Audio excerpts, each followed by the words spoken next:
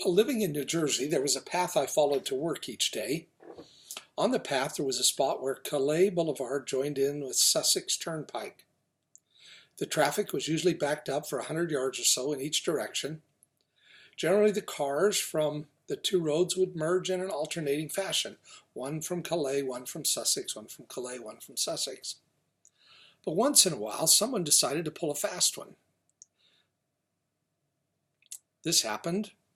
The car that should have waited for me to go instead plowed ahead, about 5 feet from the back bumper of the car in front of it, making absolutely certain that I couldn't merge in. I was boiling.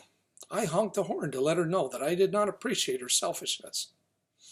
Of course, I pulled in after this inconsiderate person, and crawling along in the traffic, staring at the back of her head, I was getting madder and madder.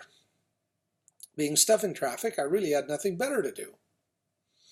I remember thinking this was typical of people who drive small foreign cars. Luckily, in a few moments, I realized what was happening to me. I realized that I had a choice. I could continue to dwell on this dastardly deed. In its own way, anger is almost satisfying, kind of enjoyable.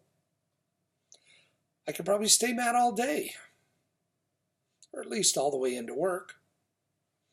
Or I could forget about the incident and think about something pleasant. I heard a quotation on the radio: "The hate you bear towards your fellow contributes more to your discomfort than to his." In a previous ward, we lived next to a mother and children. This was our ward in Bountiful, with a very sad history.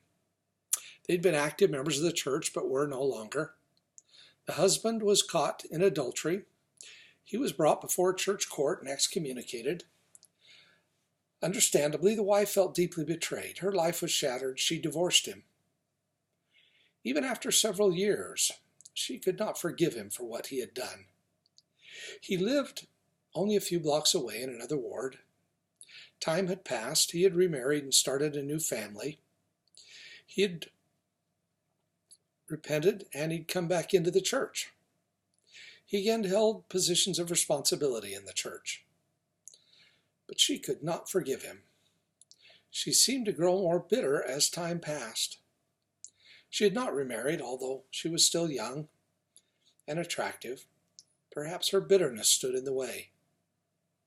She could not forgive the church for taking him back into fellowship, so she withdrew from fellowship herself.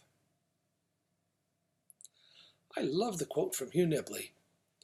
God can give life and he can take it. He can judge and he can punish. He can smite the blasphemer and the unbeliever. He can heal and bless at will. He can forgive or condemn whom he will. He can curse and he can segregate. He can put a mark on whom he pleases and be avenged on his enemies. All of which we learn from the Book of Mormon. But men may not do these things. God has reserved judgment and punishment for himself.